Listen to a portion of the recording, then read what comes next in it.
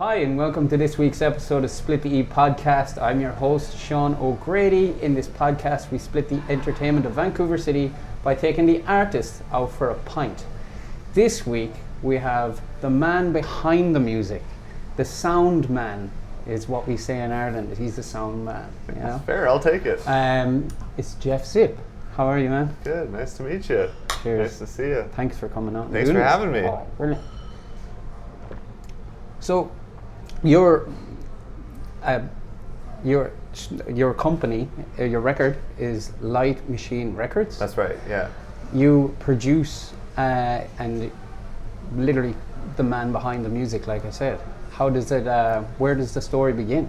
I guess the story begins. I don't know. I guess like right from the start was very keen into music, yeah. like very, very into music from a very young age, and then flashing forward after listening to tons and tons and tons of records, getting into bands around the time of grade 8. Yeah. And can you tell me your age at grade 8? Our schooling's a little bit different in Ireland. Yeah. I think I was 12 years old or something. Oh, like really? That. Yeah, that young. 12 or 13. Yeah, and so I managed to convince my parents to get me an electric guitar. So I learned how to play electric guitar, played in some bands, and we absolutely sucked. Nice. And then I just so happened to meet up with some friends around like later in high school that were all kind of into the same music as me, which was kind of like Iggy Pop and the Stooges, the Rolling Stones, David Bowie, that sort of stuff. And we started a band with kind of the idea of recreating that sort of sound, because we didn't really know anything else that was current that was making that sort of music at the time. Maybe because we were ignorant, but we just thought, this is new, ignorance is best, right? That's right, yeah. And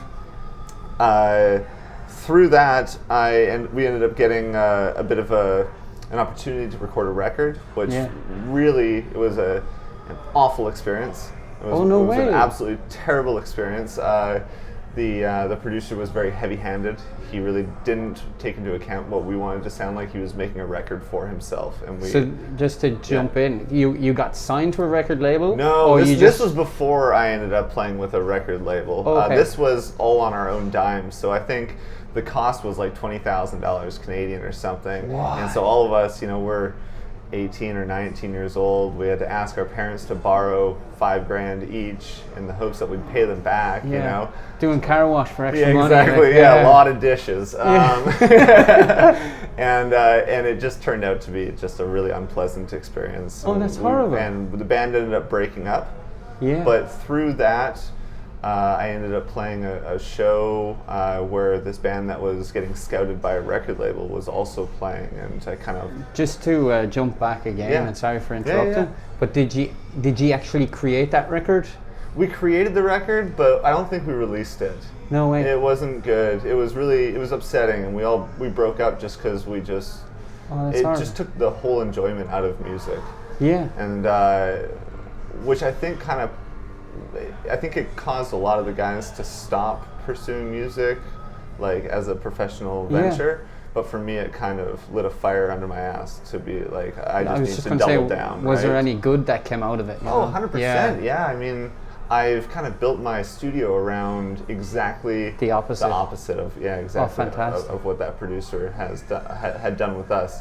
So, kind of getting back to it, the rock and roll band was playing with the band that was signed to a record label, and or was getting scouted by a record label. And I walked up to the band after they played, and I thought they were pretty good, but the singer was standing beside the guitar player, and I thought I was kind of cool at the time, And I walked up and I said, "Hey, man, if you ever need a real guitar player, give me a call." And I gave him my business card. I don't know why I had a business card. I was like 19 or whatever. And I thought, showed them, silly kids playing pop music, we're the real rock guys, right? And sure enough, like a couple months later, he was like, "Hey, man," he called me. He was like, "Yeah, our guitar player had to leave because someone give me a card." Yeah. Well, no, he's like, our guitar player had to leave, so if you're still interested in playing guitar for us, we would love to have you on. Yeah. And that was my first sort of real step into what the music industry kind of was, like at a professional level. What was the name of the band, or like? That band was called ByStarlight. ByStarlight. Yeah, and we were a pop band. Oh, no way. And and it was a lot of fun because I was you know, at this time, early 20s, and the record label would like fly us out to play shows, and the record label that you got signed to was 604 Records. 604 Records, so they would fly us out to play shows, and I thought, hey, wow, this is cool, man. Like, I'm like making it, you know. I wasn't making any money. I think I was actually losing money. Probably. But you're living the rock and roll lifestyle. That's right, you know, and it was fun because, you know, one week they'd fly us out to Toronto to go play a show, and I kind of felt like a, you know, rock star for a very short amount of time. And then I would come back into Vancouver, and I'd have to make ends meet, so I'd be outside in the pouring rain building houses, right? So it was like a huge like shift back and forth. Yeah. So were you just like laboring, building houses? Yeah, I did my Red Seal ticket. So in carpentry. I'm a mechanic. There we go. We both have Red Seals here. Nice. All right. Oh, that's class. So you always had like a backup plan. Yeah, I think I think I spent too much time on my backup plan. I think it's actually what kind of hindered me from maybe doing things as quickly as I'd hoped. Because I come from a family with no one at a professional capacity doing music, right? So there was no influences as a young age? There's there was influences of people that from your family loved music, but no one that played music, or at least to that sort of level, right? Yeah. So there was no real blueprint. So I had to kind of figure it out. And I think that with a lot of people, there's that idea is like you need to spend more time on your backup plan, and I understand that for sure. But when I look back at it, I was spending 8 to 10 hours a day, 40 hours a week, wasting time for years. Not necessarily wasting time, but like in the fear of not making music, when in reality I should have probably been spending the time on music, you know? Have you ever heard of Alan Watts? Yeah, why do I know that name? Alan Watts is like an old English, I was going to say druid, but that's complete wrong. But he has a quote, and he said, "What would you do if money was no object?" Right. And everyone gets caught up, me included, like you go down, you do your Red Seal, you do your trade, and then you get benefits and all of this, and you get cushy in your job, but you lose out in the actual dream that you want to do. Right. And he's like, he's English, and he's really old. Yeah. It's like, I only know him through YouTube. Right, it's like, what would you do if money was no object? I know this guy. Yeah. I know who you're talking People about. want to do ride horses. Go ride horses for a living. Yeah. Just basically do your passion and forget about the money will come. Yeah. You know what I mean? So yeah. Seems like that's what you did. Yeah, I mean, I definitely had to make ends meet, so I needed to have a job. Like, you know, and being a carpenter was great because I could leave town, and, you know, if the company was like, well, we're going to lay you off if you don't come back for 2 weeks, I'd come back into town and you get a new job next day. There was plenty of work, right? Yeah. So that's kind of what I did. I would be in a job until I had to go on tour, and they would lay me off, and then I would start a new job. When you be going on tour, are you supporting acts, or are you head? Yeah, like supporting the supporting acts. Like we weren't really drawing a crowd, but I think the record label thought that we might, so they signed us anyways.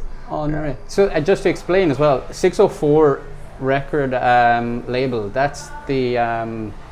I'm blanking on the name. Oh, the singer of Nickelback. Yes. He's the founder of it. Yeah. Yeah, that's right. Did you ever got to deal with him or meet him or anything like that? No. I mean, the check's always cleared, so I never had to give him a call, I guess. That's so cool. Yeah, and, you know, through that record label was really, it was a really great experience because I met lots of other bands that needed guitar players.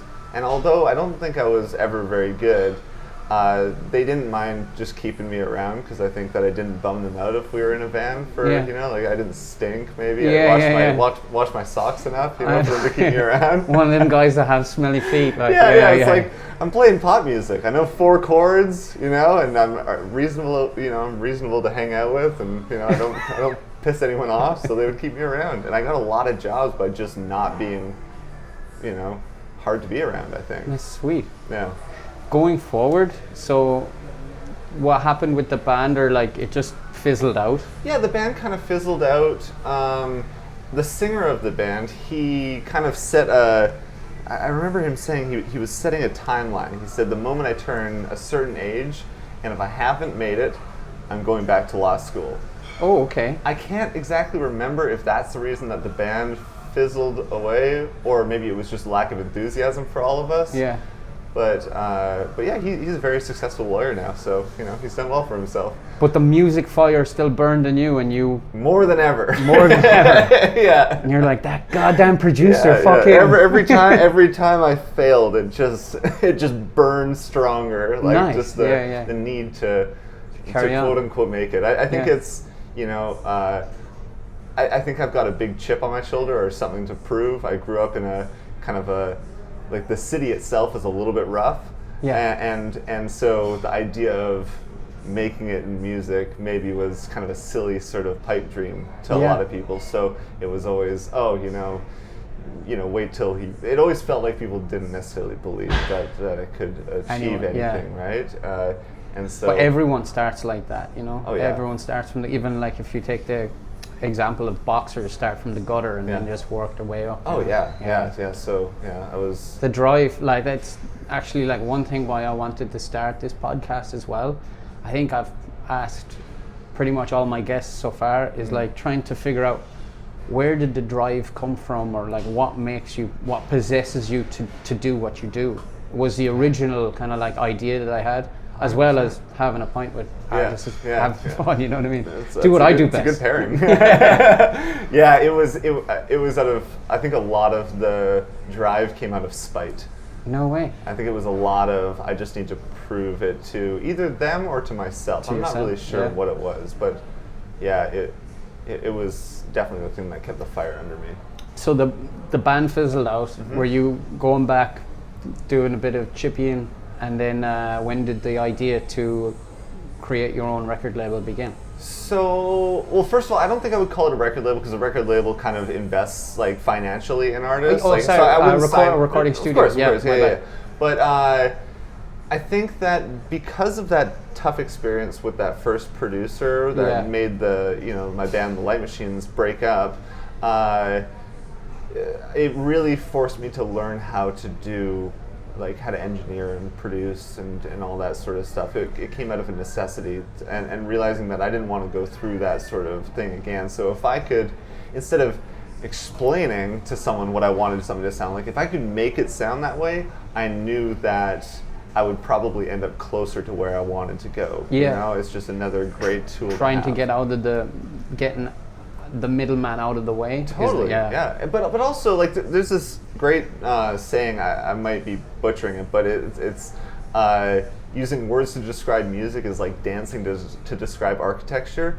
Like, it's really difficult to use words to describe music, right? Yeah. If someone says, I want it to sound a little bit rounder, which I've heard many times on revisions, I have no idea what that means to them. I know what it means to me. Yeah. So if I understood how to produce and I understood how to engineer, then I wouldn't have to try to relay the way that I was feeling to someone else with words that really, they have no merit, no meaning to the person. The music itself is so crazy because I know I've watched this documentary, I can't remember what it's called, unfortunately, but it's just because you were saying to describe music, there's this autistic kid, and I think Kanye West, I'm not talking about Kanye West, but he sees the same and he can see music in color. Yeah. That's fucking incredible to me. I wish I could remember what that's called. That's actually... It's Blind Kid, right? Yeah. But that's so cool. It's so cool to even to objectify that in your brain. Absolutely. You know what I mean? Yeah, I mean, words and colors and feeling can all be used, in different ways to obviously describe music, but a lot of us don't have the same terminology to be able to relay it properly, right? Yeah, I know, Yeah, so I learned how to, engineer to a good enough point, and then a friend of mine was looking to do some audio stuff, a roommate of mine was looking to do more audio stuff, and it just so happened that this little building had a little suite that was available and up for rent. And I don't think that I was ready to take on a lease because I was young and I had no clients and I had no money and I didn't have any equipment.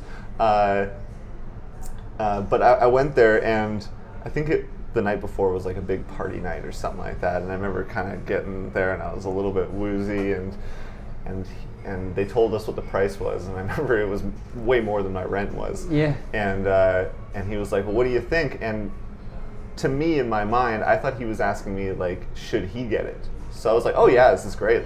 You should go for it. Yeah. And to him, that meant I was also down to do it. Yeah. So, so it kind of, out of accident or misunderstanding the situation due to a pretty gnarly hangover. If only you could communicate that through music instead of actually communicating it through English. Exactly. Yeah. So the hangover really was kind of the thing that sealed the deal, and all of a sudden, boom! Now I've got a studio. I gotta find clients. I've got to somehow figure out how to pay for this. I have no money and no equipment, so it was just a mad scramble to make it work. Wow. Yeah.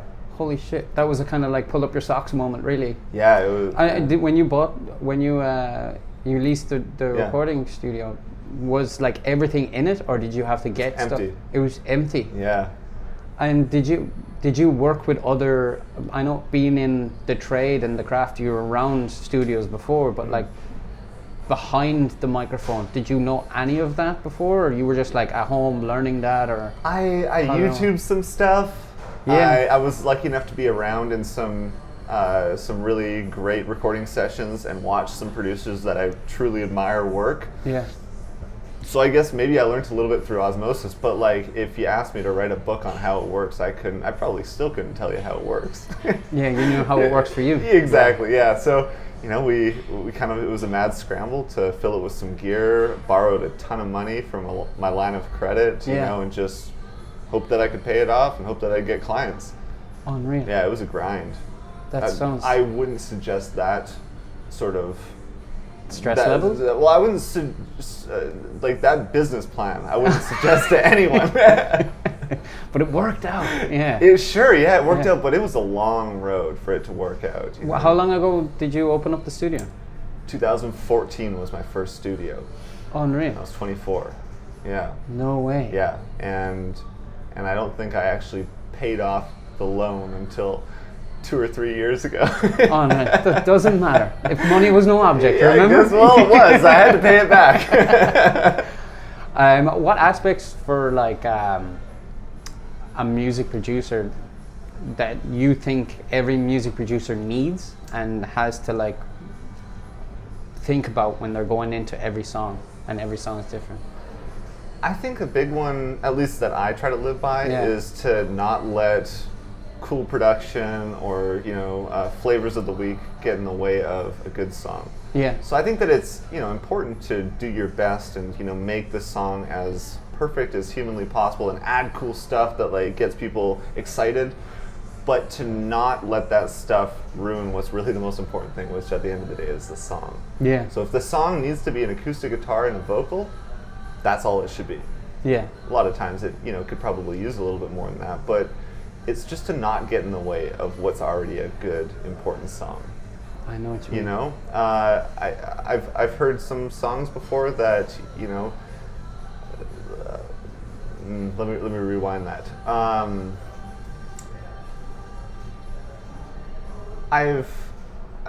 When I was getting into production, I really wanted to show all of the cool stuff that I could do, so I would just pack it with a bunch of stuff. Oh yeah, I've learned this. Let's 100%, go. 100%. Yeah, if you've got 17 cameras, you're gonna want to set them all up at some point. Yeah. Or if you got 5 different guitars, let's put them all in on the same song. Just because you have it doesn't necessarily mean that you need it. So I think that more is less in some exactly sense. Yeah, and especially in the kind of music that I work in, I just don't want to get in the way of it. I want to do my best. But for the artist as well as, or is this a good question? In your opinion, artist comes first, or does the song come first? It's like the chicken before the egg. Kind of, yeah. Well, you don't have a song without the artist. But you're like, is there ever that like tie between like, I think you should do it this way, and the artist is like, no, I want to do it this way. Right. Oh, that's interesting. I think so you'd have to gel with the artist. Yes. Yeah. So starting out working with a new artist, it's a lot of listening to records with them, asking them to send me reference songs of like, I like the way that this song makes me feel. Not necessarily I like the sound of the snare drum or the kick drum or whatever, but there's something about the song that makes me feel a certain way. And after doing these sort of references and listening through them and me sharing songs as well with them, we can usually very quickly understand where both of us are coming from, and we'll know if it's a good fit or not. Because if it's not a good fit, And it's not doing me any service to take on the project, and it's not doing the artist any service, right? Yeah. That's like, I know Red Hot Chili Peppers were famous for trying to go to Rick Rubin. Yeah. And then he was like in their stage of absolute chaotic drug enhanced madness. He was like, not right now, no. Yeah. And then it was only up until I think their last 2 albums where he was like, yeah, I'll take you on. Interesting. Yeah. Yes. Yeah. So I mean, the artist needs to do the research on me just as much as I need to do it on them. So there's not very many situations nowadays where I'm in a session and I realize, holy smokes, we're out of water. Both shooting for different directions at this point. So, like we, after doing it for a certain amount of years, you start kind of understanding what's going to fit best with your, with what I think things should sound like and what they think things should sound like, right? That's so cool. Yeah. Where did the name Light Machine come from? There is an obscure David Bowie song, and in the lyrics he says, I think it's, we all bow down and pray to the light machine. Oh, right. And the singer of my first band, the Light Machines, he was the one that brought that to the table. He was like, man, this is a pretty cool lyric, and so that's what we went with. And ever since then I stuck with it, because it just seems, I don't know, it seems fitting. It's, I want my studio to feel bright and enjoyable, and I want people to come in and have bright ideas, and I want people to make light work of what this massive creative task that it's ahead of you. Because at the end of the day, we're making songs. You got to have fun. You got to be vulnerable. You got to create an environment for people to make mistakes. Yes, and creativity is based completely around mistakes, and if you don't make a mistake, you're going to get frustrated, and then the flow doesn't happen. That's just right. That's absolutely true. Yeah.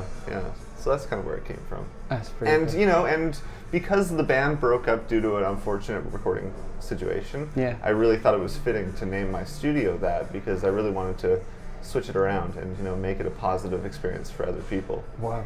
Yeah. So we definitely never touched on it yet, but the amount of artists that you have worked with, including Larry Keogh, Paul Caldwell, Kentucky Eileen, just to name a few. There's another one, Kate Yan, unbelievable. She's great. Yeah, they're all great. And she just has a single out. So does Paul. Just dropped a single. That's right. Yeah. They're all amazing. Oh, thank you. When an artist, and just not to cherry pick, but sure. Paul, when he comes in, and you hear his voice, are you just like, wow, like this is a recording producer's dream? You know what I mean? He's got a great voice. It's amazing. You don't have to do a lot to his voice, because it just is what, it's so authentically him. Yeah. So it's one of those things, I don't want to get in the way of what's really the important thing. Yeah. So I don't want to mess with it. I just want it to be what it is. And help out wherever I can, It's so, it's like, we're not superheroes, but like the closest thing to being a superhero, in my opinion, is to have an amazing voice, right? Right. Yeah. Or then play an instrument. I would kill to have a voice. I know. But it is like, how do you know when a song is done? That's a really good question. I think it's a matter of adding stuff and making it as cool as possible, obviously with not getting in the way, and then sitting there and listening. I find I have like the best moments of clarity late in the evening. I'll get home from the studio. I won't be listening to music. Maybe I'll watch a TV show with my wife or something like that. Maybe she'll go to bed. I'll throw some AirPods in and I'll listen. And at that point, my ears are no longer looking for all like the super fine, important details. It's more of like a big picture moment for me. So I'll put the earbuds in and I'll listen. And if anything gets in the way of what the important thing is, which is either the melody or the rhythm or the song or whatever, I'll make notes of that and I'll remove it the next day.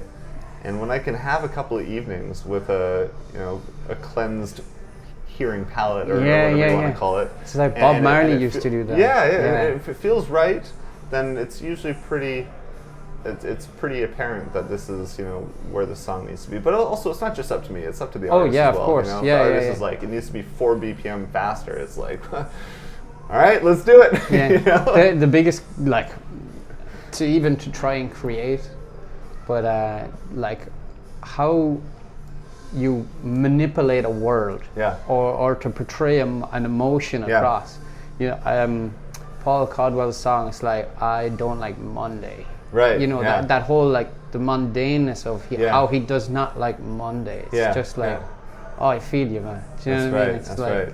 Yeah. it's nuts. It's such a mind-boggling thing. To portray emotion. I mean, he really does a fantastic job of creating a world, like, and storytelling too. But like headlines. He tells an incredible story. His lyrics are absolutely genius, and obviously his vocals are incredible too. But he really has like a direction for, I want it to sound like this. Yeah. And this is what makes me feel that way. And so he's usually already kind of done all of the groundwork, and then it's just a matter of me. Basically, he's already built the house, and I'm just painting the walls. You know? Yeah. Yeah. That's class. To flip it on the other, Wesley Atu, another artist, but then to find him, who's like just a dream I could have to work with as well. Like, he's great. Yeah, we have a really great working relationship. Yeah, because he's a spectacular songwriter, great singer, and a great guitar player, and then he'll come to me to kind of just fill in everything else. Yeah. And so it's a lot of, like, he'll come to my studio with sometimes a half-written song, and he'll play it for me, and then maybe I'll program a drum beat, and then maybe he'll play a little bit over top and sing a little bit, and then we just kind of build the world. We don't necessarily hire session musicians very often. It's just him and I in the room. No way. Just hitting stuff and making sounds and seeing what's cool or not, and then it's, you know, it's really like watching a song go from its absolute infancy of, you know, not even being written fully, to then building it all in the studio and really using the studio as an instrument rather than just a place to capture sound. It's so cool because you have the studio and you are a musician yourself. Have you ever thought about, like, creating your own songs, or have you written your own songs? I don't know. I don't think I have really that much interesting stuff to say. No? And considering how poorly that sentence was just said. No, I don't know. I don't think that I have an overly interesting point of view. And I don't think that the things that I would write about would be interesting to most people. Oh, Jesus. You have an interesting life, though. I have an interesting life, and I work with very interesting people. Yeah, but I am for sure the least interesting person in the room when we're doing songs. Jesus, you got me there now. But you have to be listening, right? You have to be taking all in. Yeah. You're absorbing. I'm the sponge. I'm the sponge. I'm the music fan. I'm the fan of the artist that shows up to the studio. You know. I know. Yeah. All right, we're gonna knock these back, and we're gonna play what you came here for. All right. Is Split the E. It's a lot of pressure. So more pressure. We're chugging this? Is that what the plan is? All right. We can tip away. What? Oh, you're going for it. Jeez, you're going for it. There we go. We got fresh pints right on the way. You were really you love Guinness. I love Guinness. Unreal. Yeah. So, Split the E is based on Thank you. a pint of Guinness and a game. Yeah. But if you want to wait a little bit to digest what you got. All right. So with the label of the Guinness or the logo, you have one shot, one opportunity to capture a pint of Guinness and the logo. You have to get that line in between the E. So now, does the logo want to face the camera, or does the logo want to face us? What's you could face the logo, and then it's not like product placement. Oh, not at all. I will. Yeah, please sponsor us, Guinness. Come on, sponsor your boy. All right. Cheers. Cheers. You ready? Man. Yeah, let's do it. Best of luck with this.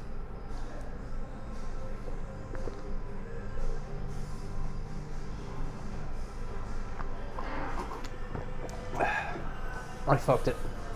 You got it. You're the second person. You just knocked Jod off the top. Should we put it near the cameras? Yeah. There we go. Go on. You were the new leader. Is that correct though, or was it supposed to be the top of the white? You're bang on, man. All right. Yeah, you're bang on. Oh yeah. Unreal. Well, there we go. Pressure makes diamonds, right? Pressure makes diamonds. Sweet. Yeah. So, you've artists that come to you and you have your recording studio, but that's half of what you do. Yeah. The other half is working on TV shows. Yes. The Amazing Race. Yeah. How did that come about? Well, first of all, it's worth noting that I was a huge fan of the TV show from a really young age, because it aired, I think, when I was 11 years old for the first time. And It was one of the first reality TV shows. It was like Survivor and Amazing Race that really like made an imprint on my sort of like young generation, at the time. But I had Love Island. Yeah, there you go.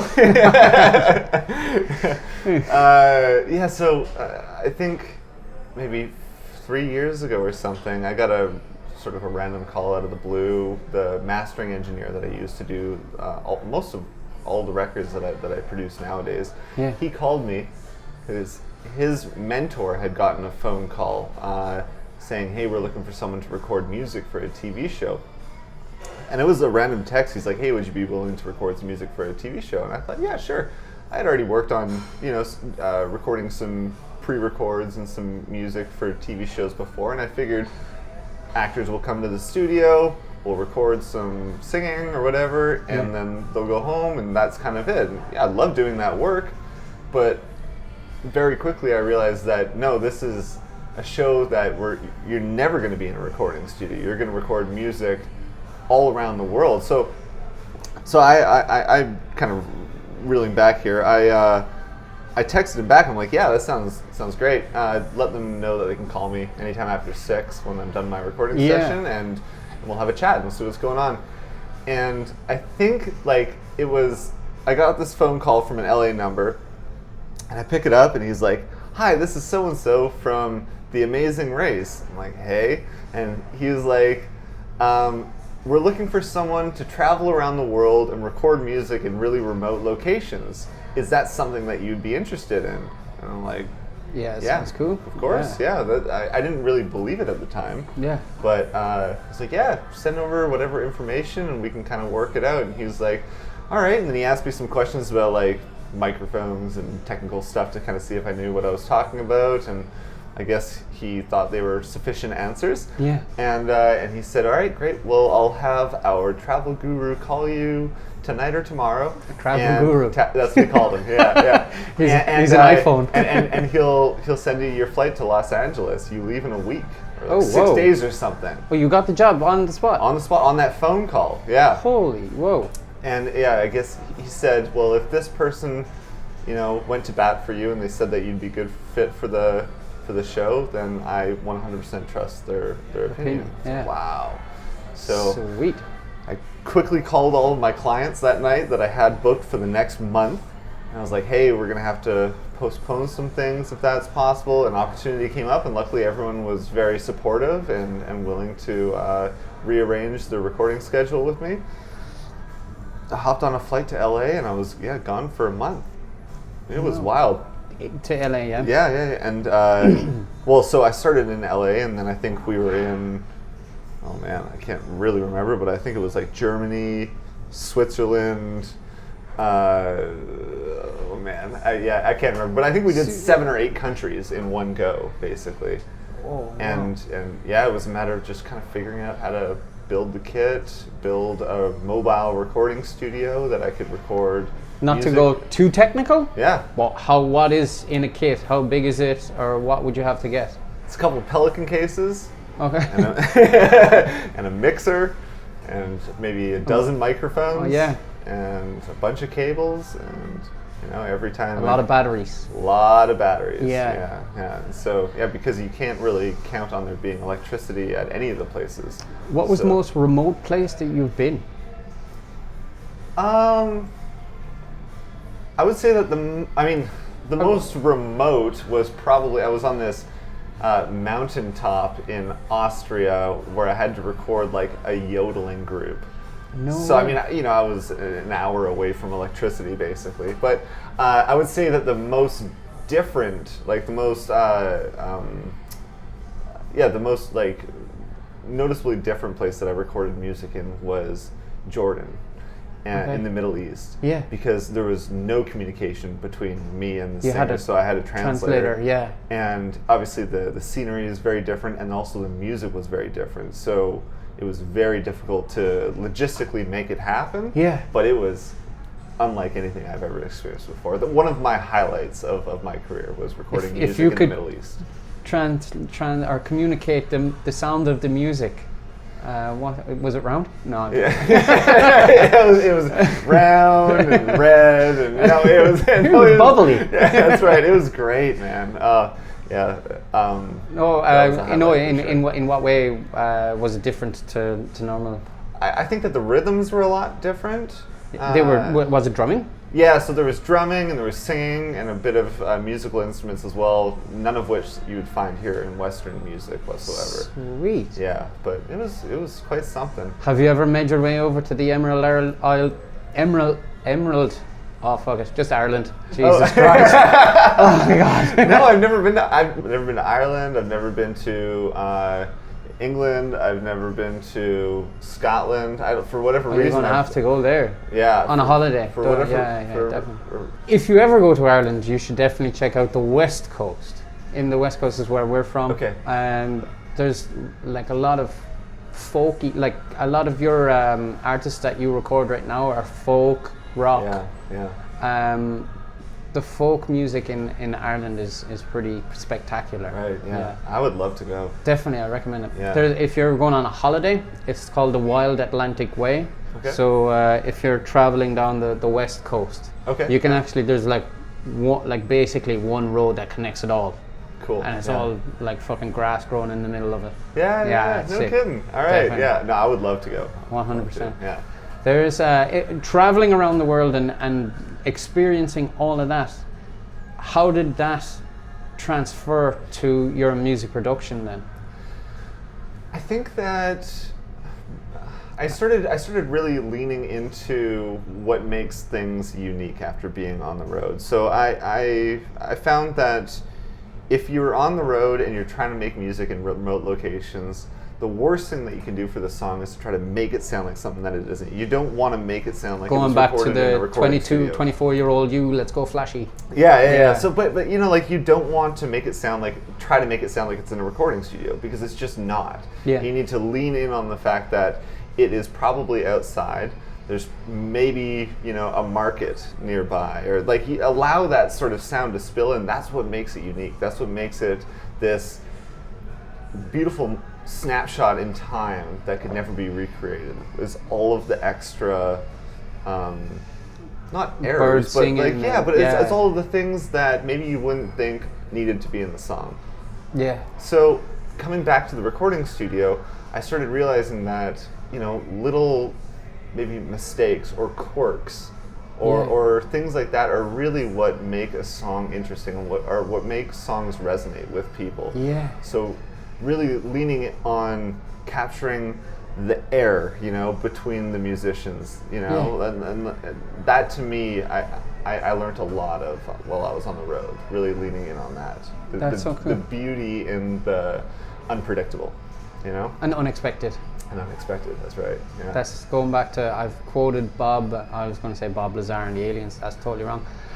Who's Bob with the fucking painting?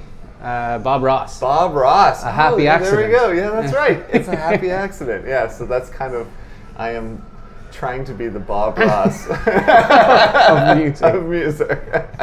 It's all bubbles and curves. That's right, yeah. That's so cool, dude. Yeah. Have you projects coming up? Lots. That you can talk about? Yeah. Okay, cool. I've got a few TV shows coming up that I can't necessarily talk about, but I'm very excited for.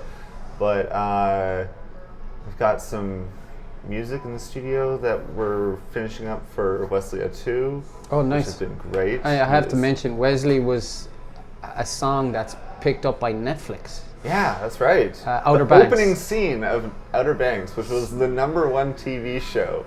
That must have on been Netflix in Canada. It's a wicked show. Wicked show, yeah.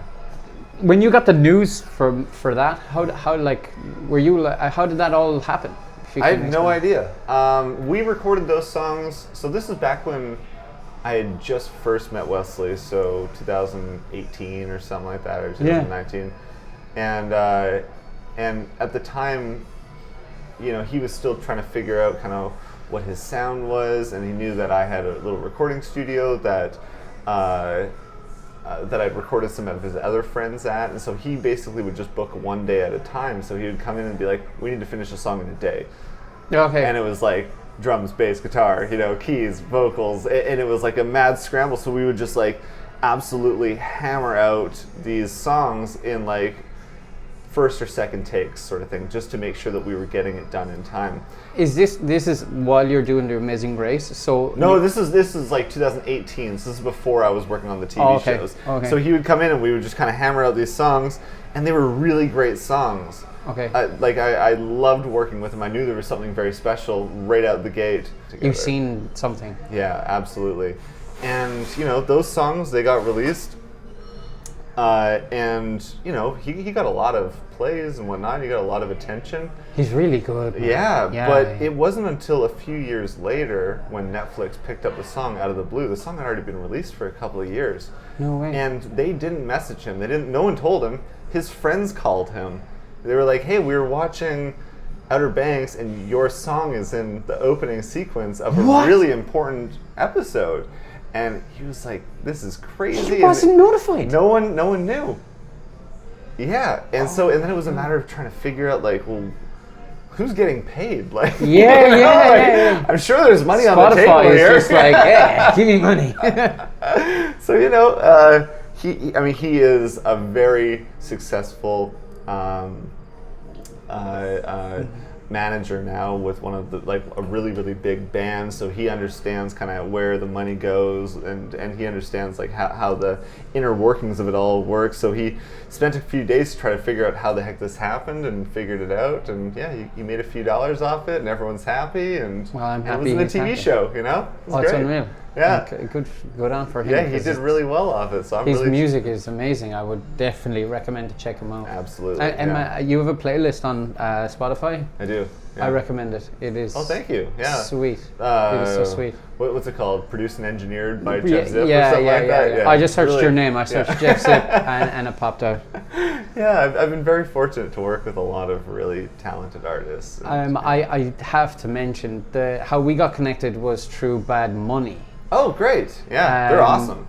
They are so good, man. Even going to the show with you, they're so sick. How did you manage to just stumble across them, or they stumbled across you? Oh man, I knew that they had a ton of potential. And they have definitely. Yeah. They so like amazing. when I saw some live videos of them all playing together, I like messaged them right away. Like, this is great. Like, they were doing a really great grassroots thing, right? Yeah. They were playing shows on the beach during COVID, I think it was, or something. Yeah.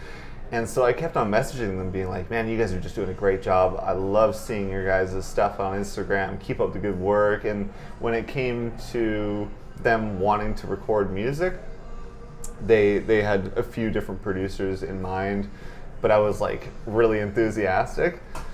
Not necessarily asking them to come into the studio. I wasn't trying to like fish for them, but I just really, kind of like supporting like, them. I was a fan of theirs. Yeah. You know? Did you seen them in Kitsilano Beach? No, but I'd seen a lot of the videos. I didn't see any postings, or I think it was very spur of the moment. Oh, it was random, right? wasn't it? It was kind of like a jam session. That's right. Yeah. So I was a fan through and through. Yeah. And so they messaged me and said, "Hey, we liked some of the stuff that you've done. Would you be willing to record us?" And I was and the thrilled. rest is history. Yeah, that's right. They have a new song coming out this month, right? I believe. They told me. Anyways. Yeah, that sounds about right. Yeah. Before we go, you told me a story about how you met Larry. Are you comfortable in telling that story? Sure, yeah. Such a brilliant story.